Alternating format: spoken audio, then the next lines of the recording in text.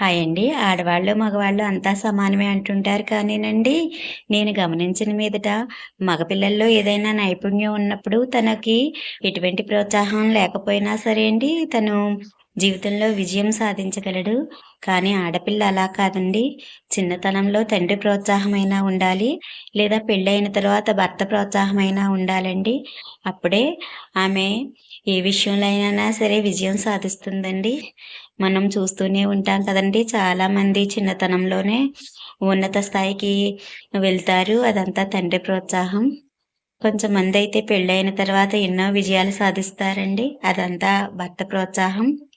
కానీ దురదృష్టకరం ఏంటంటే అండి, కొంచెం మందికి పెళ్ళికి ముందు తండ్రి, పెళ్లి తర్వాత భర్త ఇద్దరూ కూడా ఇంక ఒకేలాంటి వాళ్ళే లభించినప్పుడు, ఆమె జీవితం మాత్రం ఎంత నైపుణ్యం ఉన్నప్పటికీ కూడానండి, సానపట్టని ఒక వజ్రంలా మిగిలిపోతుంది.